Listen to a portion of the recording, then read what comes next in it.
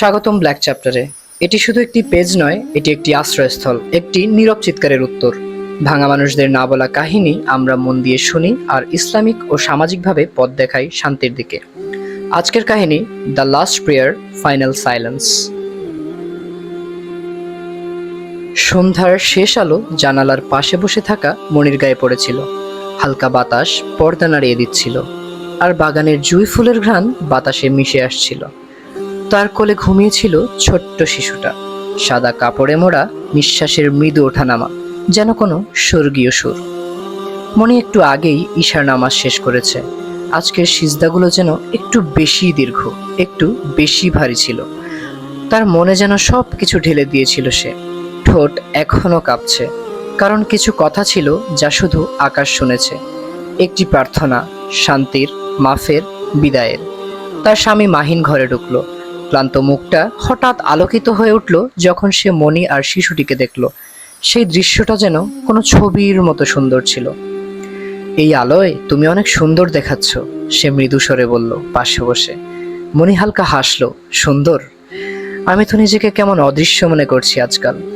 মাহিন শিশুটির মাথায় হাত বুলিয়ে বলল, তুমি খুব চুপচাপ এখন, কিছু কি ভাবছো? মনির চোখ সরিয়ে নিল, ঠোঁট কাঁপছে। ভাবছিলাম জীবন কতটা নাজুক। আজ আছি, কাল নাও থাকতে পারি। এক মুহূর্তে সব কিছু বদলে যায়।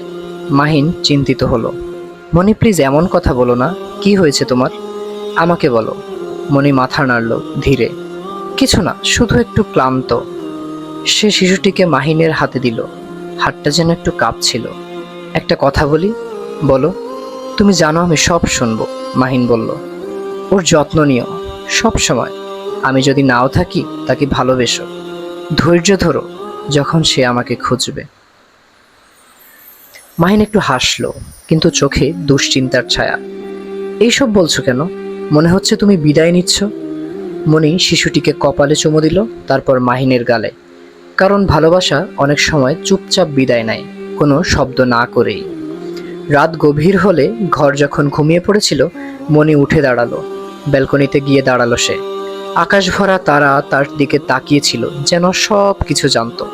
ঠান্ডা হাওয়ায় তার চুল উড়ছিল। সে একবার আকাশের দিকে তাকালো, দুই হাত তুলে সে প্রার্থনা করলো।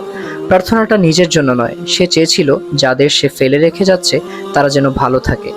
রাতটা যেন থমকে গেল সেই মুহূর্তে। শেষের সাসপেন্স, লুকানো সত্য। কেউ জানতো না মনি 3 বছর ধরে তার নামাজের জায়নামাজে একটা চিঠি লুকিয়ে রেখেছিল। এক চিঠি লেখা হয়েছিল এমন কারো উদ্দেশ্যে যার কথা সে তার বর্তমান জীবনের কাউকে বলেনি। একটা সিদ্ধান্ত, একটা ভুল, একটা এমন স্মৃতি যা সে ভুলে যেতে চেয়েছিল কিন্তু পারেনি। সেই রাতে সে পালাতে চায়নি, সে মুক্ত হতে চেয়েছিল। কিন্তু কিসের থেকে মুক্তি? কে ছিল সেই মানুষ যার নামে লেখা ছিল সেই চিঠি? এক অতীতের টুকরো যা এখনো তার হৃদয় রক্তের মতো বইছিল। শেষ প্রার্থনা, পর্ব 1। এক নক্ষত্রের জন্ম।